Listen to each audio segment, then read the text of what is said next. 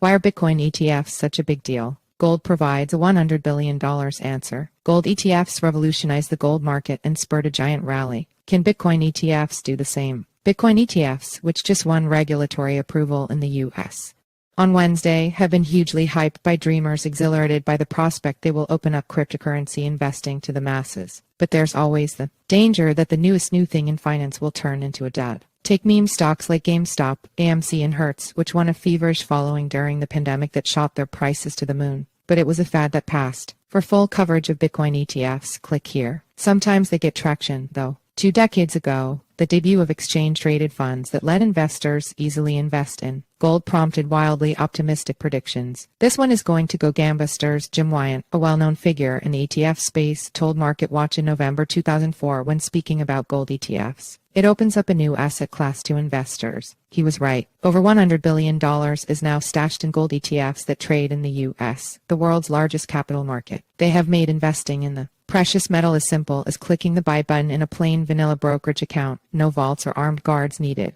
Gold soared after gold ETFs were introduced 2 decades ago. Standard Chartered, the global bank, views this as relevant history for Bitcoin ETFs. Gold's price more than quadrupled in the 7 years following their 2004 introduction in the US. We expect Bitcoin to enjoy price gains of a similar magnitude as a result of US spot ETF approval, but we see these gains materializing over a shorter 1 to 2 year period, given our view that the BTC ETF market will develop more quickly. The firm sees the price of Bitcoin rising to $100,000 by the end of this year. This is what has some crypto observers so enthusiastic about Bitcoin ETFs. A flood of companies, including asset management giant BlackRock, just got approval to offer them in the US. There's hopes that'll bring a gusher of institutional and retail money into the investment ecosystem. The first gold ETF undoubtedly changed the industry as it allowed gold to be included in an investment portfolio for the first time, said William Ryan, founder and CEO of Granite Shares, an independent ETF company. He's not sure Bitcoin ETFs will quite match the goldiness of its predecessor, though. I think, ultimately, there will be less demand for a spot Bitcoin ETF than there was for gold because Bitcoin was always digital and buying it was not a market access issue in the same way as it was for gold. Spot Bitcoin ETFs, the fuller term for the just approved products, which own Bitcoin itself, as opposed to the Bitcoin futures ETFs that have already existed for several years and which hold derivatives contracts instead, have the potential to develop into a $100 billion product, according to some analysts. That, in turn, could result in a significant shift for the cryptocurrency industry, giving investors more options. Without Bitcoin ETFs, institutional investors have few options for investing in the world's largest cryptocurrency. Most do not have the infrastructure to hold Bitcoin directly nor have authorization to trade it at existing exchanges, so they can either invest through futures ETFs like ProShares BITO or closed-ended funds such as Grayscale's Bitcoin Trust GBTC.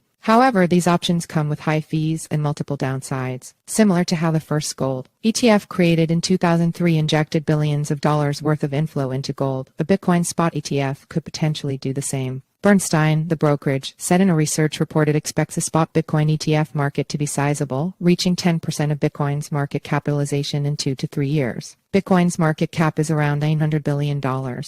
Martin Laneweber, a digital asset product strategist at Market Vector Index, said the current exchange balances of Bitcoin equate to around $47.5 billion, so an ETF approval could bring more than triple the amount of capital to Bitcoin than what every single exchange currently holds. The first gold ETF increased demand for gold, and a Bitcoin spot ETF might do the same. Since the first gold ETF was launched in 2003, gold prices have jumped from around $332 to $1,800, and there are around 35 gold ETFs traded on the U.S.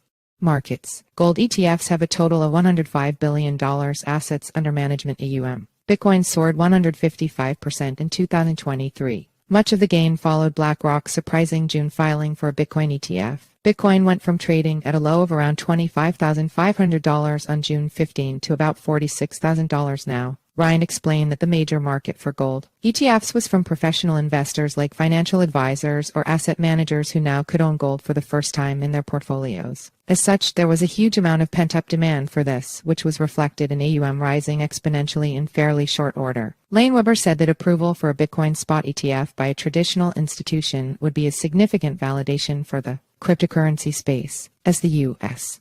is currently lagging behind other countries in terms of spot Bitcoin ETFs. This move could position Wall Street as a more dominant player in the global crypto space, Lane Weber said. Currently, Bitcoin ETFs exist in Canada and Europe. However, data from Euronext shows that the Jacobi ETF in Europe has seen muted trading volume since launching in August. There is potential for the likes of BlackRock to advise their clients to allocate a proportion of their portfolio to the Bitcoin ETF that they offer. If financial advisors and institutions find a Bitcoin ETF as liquid and convenient as other popular ETFs like GLD or SPY, they might very well allocate around 1% or more to it, said Lane Weber. It is not outlandish to imagine a scenario where traditional finance firms are going so far as to recommend small allocations to crypto via ETFs, according to Connor Ryder, head of research at Athena Labs. From an overall portfolio allocation perspective, a small allocation to a highly volatile asset with asymmetric upside makes a lot of sense, and now they can point them towards their own ETFs for some fees. Bitcoin ETFs showcase the merging of the traditionally separate worlds of crypto and traditional finance. Mona El Issa, CEO of Avantgarde, recognizes the significant potential impact of a Bitcoin spot ETF approval, stating, "The approval of a Bitcoin spot ETF holds immense significance for the cryptocurrency industry. It has the potential to bring substantial capital into the market, potentially in the billions, as investors seek exposure to Bitcoin through a trusted and regulated vehicle. Given that Bitcoin ETFs directly hold the underlying asset, there could also be organic demand for Bitcoin itself," said El Issa.